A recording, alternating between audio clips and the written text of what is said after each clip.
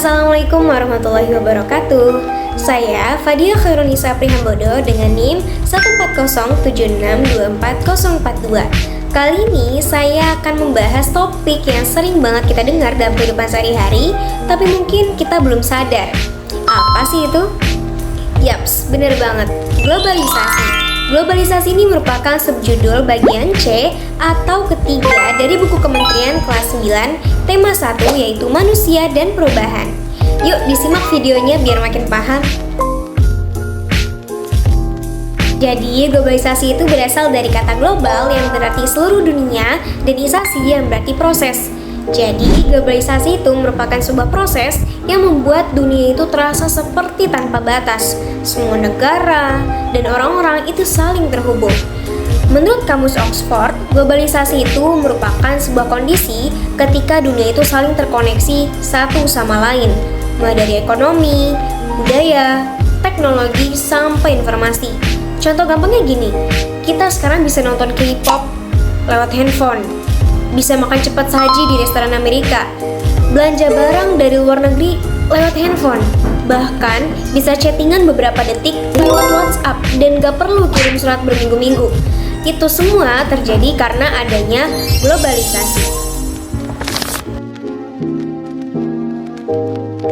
Jadi, globalisasi itu nggak muncul tiba-tiba, tapi melalui proses yang panjang banget. Dimulai dari sejak zaman dulu, waktu orang-orang berdagang lewat jalur laut dan darat.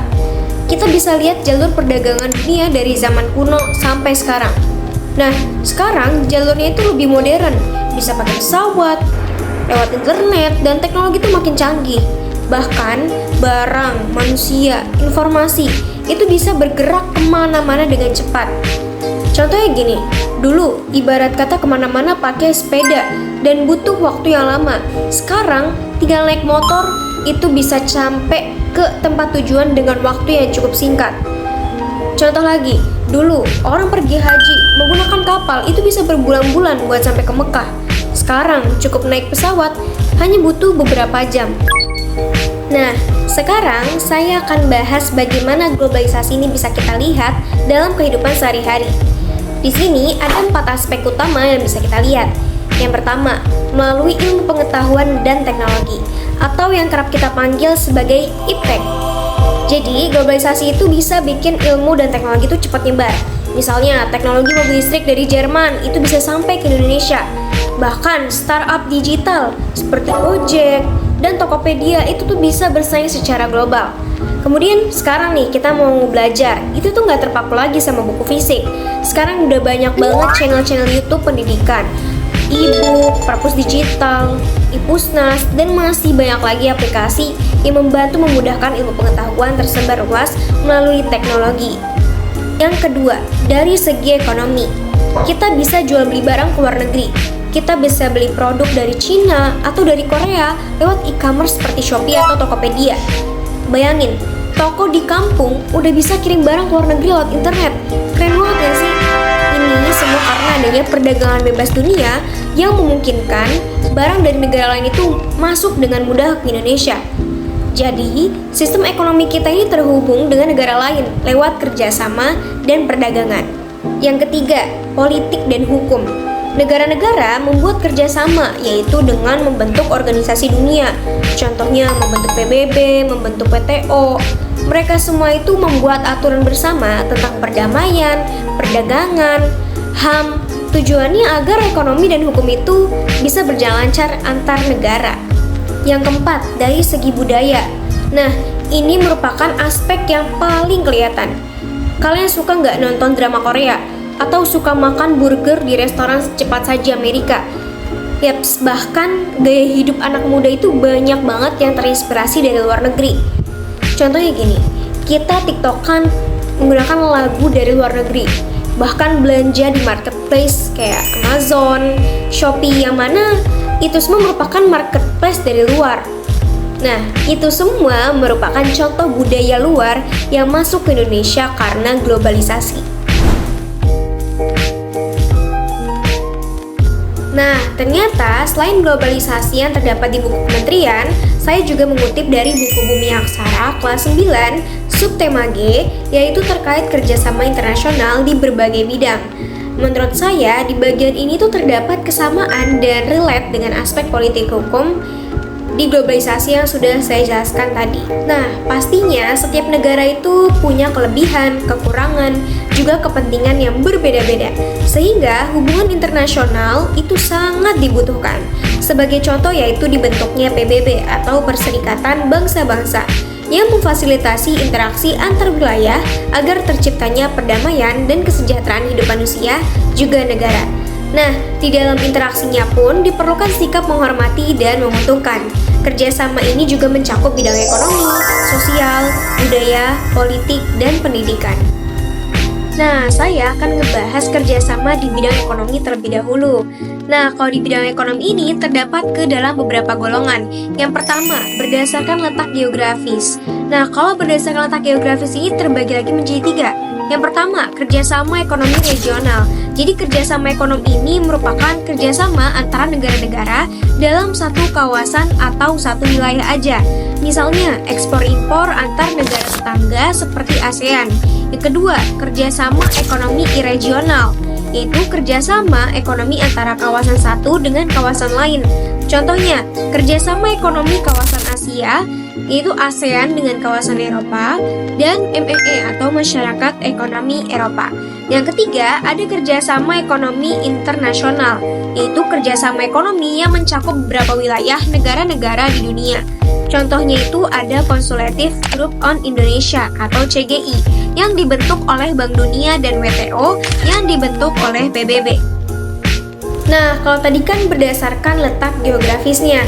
Yang kedua ini berdasarkan jumlah negara yang terlibat. Yang pertama ada kerjasama ekonomi bilateral. Jadi ini merupakan kerjasama ekonomi antara dua negara. Misalnya kerjasama ekonomi antara Indonesia dengan Jepang. Yang kedua ada kerjasama ekonomi multilateral, yaitu kerjasama ekonomi yang dilakukan oleh lebih dari dua negara. Nah, selanjutnya berdasarkan tujuannya. Nah, tujuannya itu yang pertama untuk meningkatkan perekonomian antar negara. Nah, dengan adanya kerjasama ini memungkinkan terjadinya aliran investasi usaha sehingga dapat mendorong perekonomian negara yang bersangkutan. Yang kedua, untuk meningkatkan taraf hidup, yang mana pastinya akan muncul nih berbagai usaha dan industri yang bisa membuka lapangan pekerjaan dan mengurangi pengangguran, sehingga memberikan pendapatan bagi masyarakat.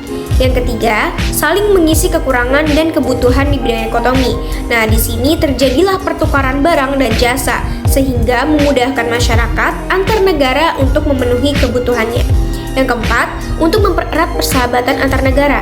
Dengan adanya kerjasama ini, dapat mengurangi terjadinya konflik antar negara dan juga menjalin persahabatan yang kuat antar negara. Tadi sudah dijelaskan di bidang ekonomi. Sekarang saya akan membahas kerjasama di bidang sosial budaya. Kita semua tahu bahwa manusia itu hidup dengan segala kebutuhan yang gak pernah habis.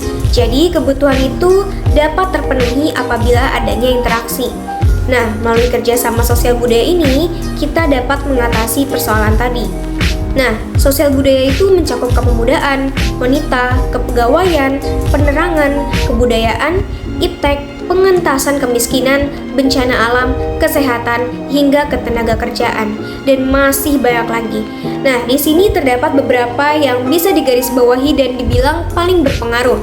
Yang pertama, pembangunan sosial yang menekankan pada kesejahteraan golongan berpendapatan rendah, kemudian melakukan perluasan kesempatan kerja dan pembayaran upah yang wajar. Kemudian, ada bantuan pada kaum wanita dan pemuda dalam usaha pembangunan. Kemudian, mengatasi masalah penduduk serta bekerja sama dengan badan internasional yang bersangkutan. Nah, kerjasama ini juga dapat melalui festival budaya, kesenian, dan film.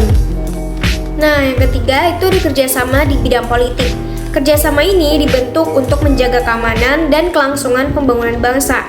Kerjasama ini bisa dilakukan secara bilateral, regional, dan internasional. Contohnya kalau di bidang politik, itu Indonesia dan Korea Selatan yang merintis kerjasama antar parlemen, anti korupsi, dan penangkalan aksi terorisme bahkan sampai bencana. Kemudian, ada juga kerjasama di bidang pendidikan. Ini yang paling penting dan berpengaruh terhadap kemajuan suatu negara. Nah, contohnya itu seperti pertukaran pelajar, program beasiswa, pertukaran guru, hingga bantuan dana atau hibah. Contohnya lagi, yang pertama itu ada Indonesia dengan Amerika Serikat, yang mana Amerika Serikat itu memberikan beasiswa Fulbright kepada insan pendidikan Indonesia untuk mengecap pendidikan lebih tinggi di Universitas Amerika Serikat. Yang kedua, ada kerjasama antara Indonesia dengan Jepang, yang mana sebagian besar mahasiswa Indonesia menuntut ilmu gratis di Jepang karena adanya kerjasama ini, di mana di sana terdapat program beasiswa Monbukagakusho bagi pelajar dari mahasiswa Indonesia. Ada 469 orang yang telah menerima beasiswa tersebut. Pastinya, globalisasi itu punya dampak positif dan juga negatif. Positifnya, informasi bisa cepat tersebar, teknologi makin canggih, bahkan peluang usaha lebih luas. Tapi ada juga nih dampak negatifnya, bisa buat budaya lokal luntur, adanya kesenjangan ekonomi yang makin besar dan makin terlihat. Jadi intinya, globalisasi itu adalah proses dunia yang saling terhubung. Kita harus bijak menyikapinya, ambil baiknya dan buang buruknya. Terima kasih sudah menyimak hingga akhir video. Semoga video ini bermanfaat dan dapat menambah wawasan kalian. Terima kasih. Wassalamualaikum warahmatullahi wabarakatuh.